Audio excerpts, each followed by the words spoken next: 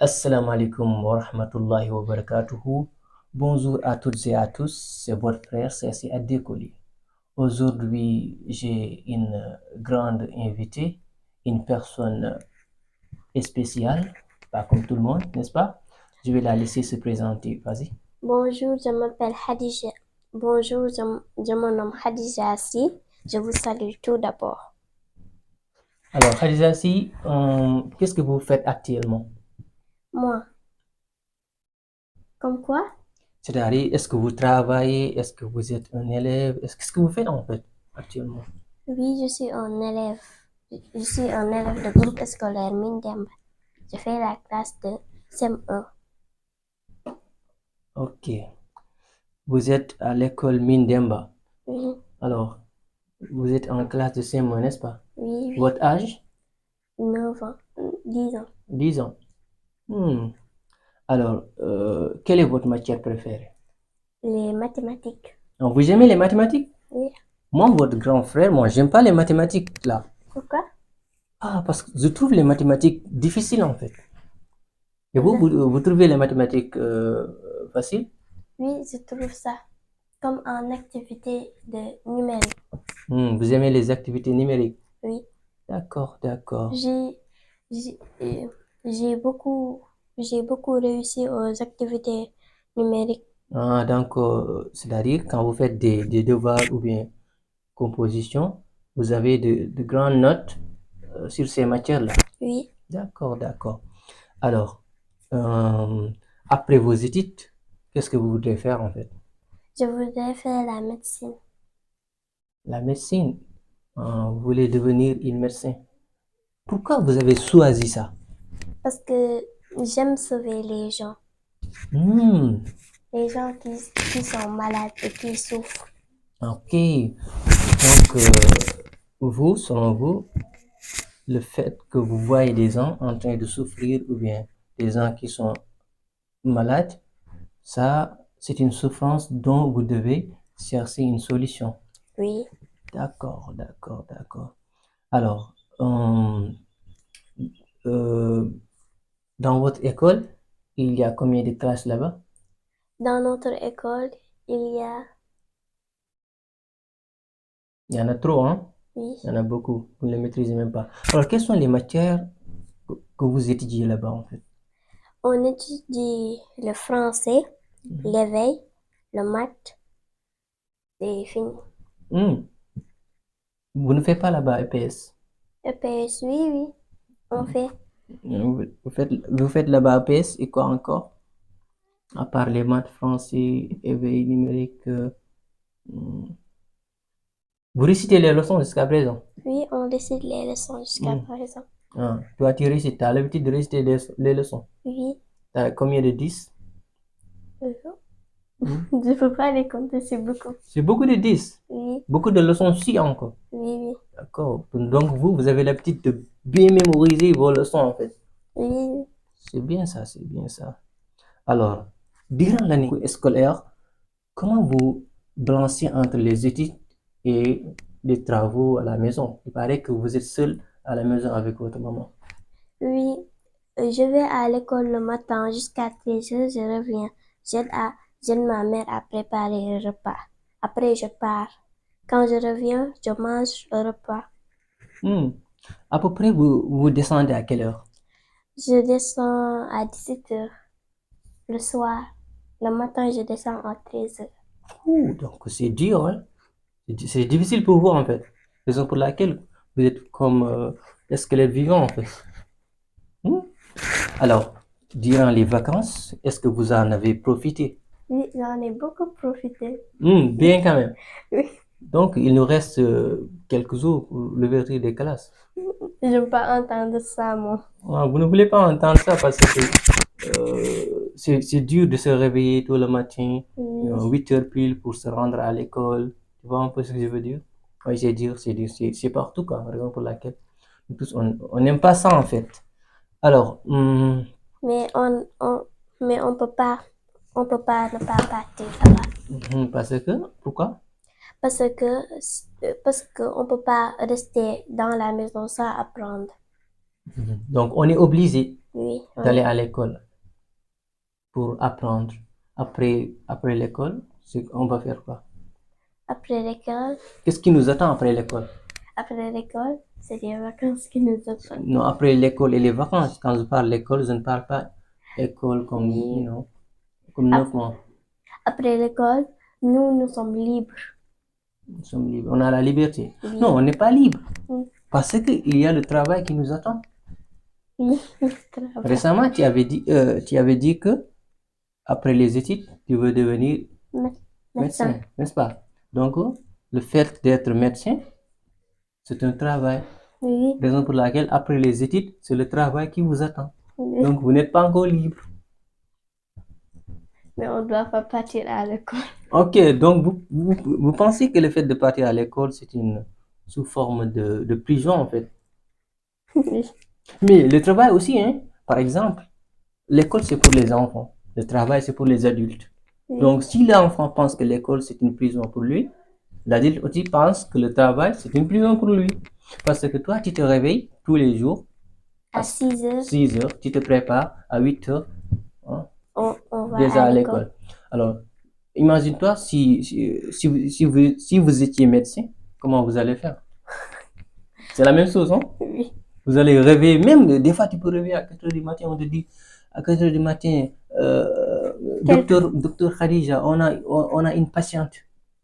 Donc vous allez prendre votre voiture et vous allez vous rendre à l'hôpital pour secourir cette personne, quoi, cette vie, effectivement. Vous l'avez si bien dit, en fait. Donc, vous, qu'est-ce que vous aimez faire dans la vie, en fait? Moi, Qu'est-ce qui vous plaît, en fait?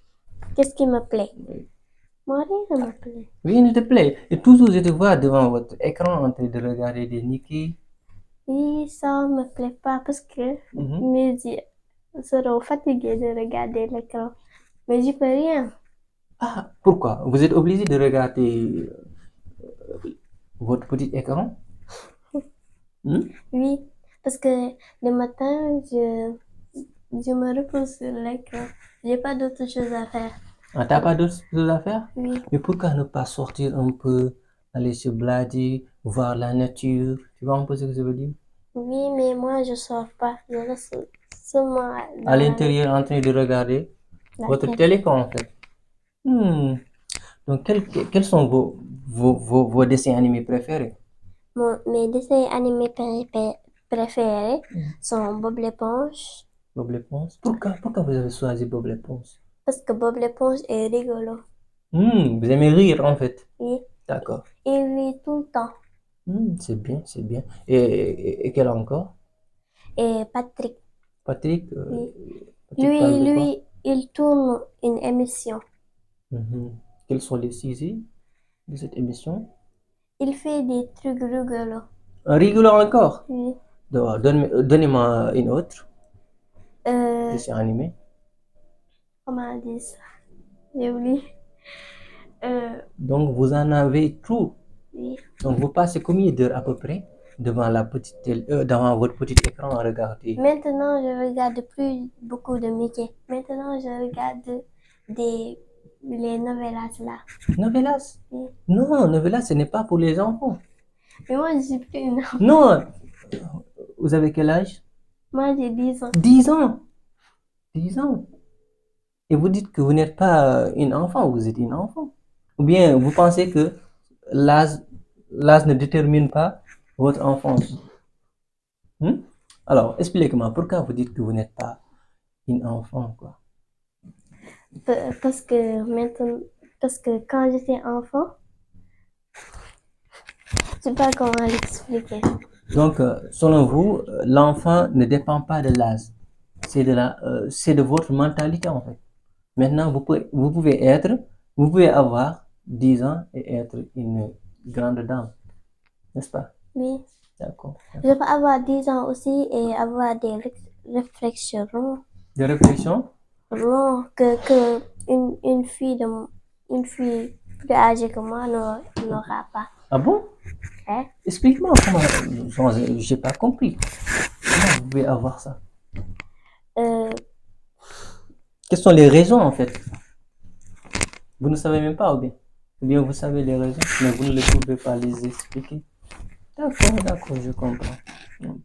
Mais pensez-vous que le fait de regarder ces novelas TV, c'est important pour vous? Non, c'est pas important. Non, ce n'est pas important parce que ce sont c'est-à-dire des films qui parlent uniquement de l'amour, des relations qui n'existent pas, quoi. C'est de la fiction, ce n'est pas la réalité, hein. Vous savez déjà que ce n'est pas la réalité. Oui, Voilà. Parce que certaines personnes, ou bien certaines filles, en suivant ces séries, elles vont essayer de copier ça, quoi, en fait. C'est-à-dire, elles vont essayer de vivre comme les gens qui jouent ces séries-là. oui. Et alors que eux, ils sont en train de jouer. Le film que la télé. La télé leur propose, en fait. Oui, Donc, c'est écrit déjà. Donc, ils ont essayé de répéter tout ce qui est écrit, en fait. Ce n'est pas la réalité. Tu vois un peu ce que je veux dire? oui. Raison pour laquelle, des fois, même si vous regardez les Nikki, les dessins animés, les films, n'essayez pas de copier tout, en fait. Regardez seulement pour passe-temps. Après, vous gardez ça dans votre poubelle, en fait, vous pensez. Oui. Alors, dans votre école-là, est-ce que vous apprenez là-bas le Coran ou bien l'arabe? Oui, on apprend. Il y a un monsieur qui nous apprend là-bas. C'est Qui monsieur vous Dabo. enseigne là-bas? C'est monsieur Dabo. Mon père le connaît. Ah, Oui. il vous enseigne quoi et quoi? Ralap. L'arabe? Oui. Je peux pas prononcer le mot. Vous pouvez pas quoi? Prononcer. Prononcer quel mot? La. L'arabe. Oui. Voilà, l'arabe, c'est L apostrophe. Plus arabe, hein? L'arabe. Et quoi encore? Moi, j'ai des problèmes entre R et L. Un R et L. Oui. Mais vous pouvez changer ça. Vous savez comment faire? Oui. Vous essayez de prendre votre stylo et vous allez mettre ça dans votre bouche et vous essayez de prononcer les mots. C'est-à-dire vous allez travailler votre articulation. Alors, il vous enseigne quoi? L'arabe et le Coran, ou bien? Oui. Oui. Hmm. Il nous apprend des sourates. Des sourates, vous avez mémorisé combien? Beaucoup. Oui. Il nous raconte aussi des histoires de Mohammed sallallahu Alayhi wa sallam. C'est-à-dire des histoires prophétiques. Oui. D'accord, c'est intéressant. Vous trouvez ça intéressant? Oui. Hmm. On adore quand il raconte ces histoires. Vous aimez bien quand il est en train de vous raconter les histoires, surtout les histoires du prophète alayhi salatu wa salam. Oui. Hmm. Il le fait. Je sais pas comment. Avec plaisir en fait. Oui. Il sait bien raconter des histoires. Oui. D'accord. Et étant donné que l'histoire du prophète sallallahu alayhi wa sallam, c'est une histoire c'est une histoire réelle, ce n'est pas des dessins animés, hein, comme ça. Et des films. C'est des films, voilà, et comme ça. Alors, si vous avez un conseil à conseiller aux élèves qui ont à peu près même âge que vous, ce serait quoi votre conseil? Mon conseil. C'est-à-dire, si vous avez une petite sœur Oui. qui est en classe de CP ou bien, et vous voulez la conseiller, qu'est-ce que vous allez la conseiller? Je vais la conseiller d'apprendre, de bien apprendre. De bien apprendre à Pour l'école. réussir. Non, pour réussir. Donc, vous pensez que c'est-à-dire la réussite dépend de ce que vous avez appris en fait. Expliquez-moi comment la réussite peut être dépendante de votre éducation. Parce que si vous apprenez dur, vous allez mériter quelque chose de bon. Dans votre vie. Oui. D'accord. Est-ce que vous avez des exemples, en fait, des personnes qui ont passé par cette même voie? Non, j'ai pas d'exemple. Vous n'avez pas d'exemple. Donc, selon vous, qu'est-ce que la réussite? La réussite, c'est de la bonheur. C'est le bonheur, en fait. Oui, c'est le bonheur. Ça fait partie du bonheur. Donc, la réussite fait partie du bonheur. Mais qu'est-ce qui prouve qu'une personne a réussi, en fait? Comment peux-tu connaître que cette personne-là, elle a réussi ou bien elle a échoué? Si elle apprend dur, elle refait des efforts. Comme ça, si tu as pas passé le bac, tu refais le bac. Il peut que tu réussisses. D'accord, j'ai compris. Donc, pour que cette personne puisse réussir, il faut qu'elle redouble un peu d'effort. Oui. D'accord. Alors, est-ce que l'argent fait partie, le fait d'avoir beaucoup d'argent fait partie du bonheur? Oui, ça fait partie. Comment? Parce que si tu as d'argent, Mhm. tu peux être heureux. Tu peux acheter ce que tu veux. Donc, le fait d'avoir d'argent peut vous rendre heureux en achetant tout ce que vous en avez besoin. D'accord. Et la santé, Oui, ça fait partie du bonheur. ça fait partie du bonheur. Entre l'argent et la santé, qu'est-ce qui est plus important? La santé. Pourquoi? Parce que euh, si vous, si vous, si vous êtes, si vous vous sentez mieux, mm, Si vous êtes en bonne santé, hein? oui, si vous êtes en bonne santé, Mhm. ça vaut plus que l'argent. Hmm. Oui, Donc, en exemple, je vous dis, Khadija, voici 100 millions. Et Khadija, 100 millions. Mais si vous prenez les 100 millions, vous allez tomber malade. Et entre prendre les 100 millions et être en bonne santé, qu'est-ce que vous allez choisir? je vais prendre être en bonne santé. Ah, vous allez choisir la santé. Oui. Parce que la santé n'a pas de prix. Oui, On ne peut pas acheter la santé. oui, D'accord, d'accord. Ça, c'est excellent. J'aime bien ce que vous avez dit. On ne peut pas acheter la santé parce que la santé n'a pas de prix. Donc, l'argent ne peut pas régler tous les problèmes, en fait. oui. Il ne peut rien, il ne peut pas acheter tout. Tout, hein, il ne peut pas acheter tout. Par exemple, euh, l'argent peut acheter un lit, Oui, mais ne peut pas acheter votre sommeil, en fait. oui. L'argent ne peut pas acheter une vie. Une vie, excellent. L'argent ne peut pas acheter une vie. Donc, l'argent, c'est important pour la vie, mais ce n'est pas. Plus important qu'une vie. Voilà, très bien, très bien. J'aime beaucoup ce que vous êtes en train d'expliquer là. Alors, quel est votre dernier mot? Mon dernier mot, c'est de, de ne pas choisir l'argent et d'accepter la bonne santé. Hmm. Alors, qu'est-ce que vous en pensez de vos parents en fait? Non, mes parents, comme quoi? Comment pouvez-vous faire pour rendre fiers vos parents? Euh, euh, pour, pour rendre fiers mes parents, je dois réussir pour leur donner leur bénéfice. Le bénéfice de quoi? Leur bénéfice parce qu'ils ont travaillé dur et qu'ils ont dépensé, Mhm. mais ils doivent obtenir leur bénéfice et je dois les donner leur bénéfice. Hmm. Donc, comment tu peux faire pour leur donner ce bénéfice dont vous êtes en train de Ce parler? bénéfice, je dois les donner en le satisfaisant. Et en le satisfaisant, ça veut dire que de réussir et de leur donner beaucoup d'argent. Donner beaucoup d'argent. Oui, Vous pensez que pour aider votre parent, il faut leur donner de l'argent? oui. Hmm. L'argent seulement qu'ils ont besoin en fait. Non, Et quoi encore? ils ont besoin de la santé. De la santé. Ils ont besoin aussi, c'est-à-dire de votre support émotionnel. C'est-à-dire le fait que vous restez avec eux sans pour autant de ne pas les laisser seuls et vous partez, voilà, voyager dans le monde en fait. Oui. C'est-à-dire être avec eux, passer du temps avec eux. C'est bien ça aussi.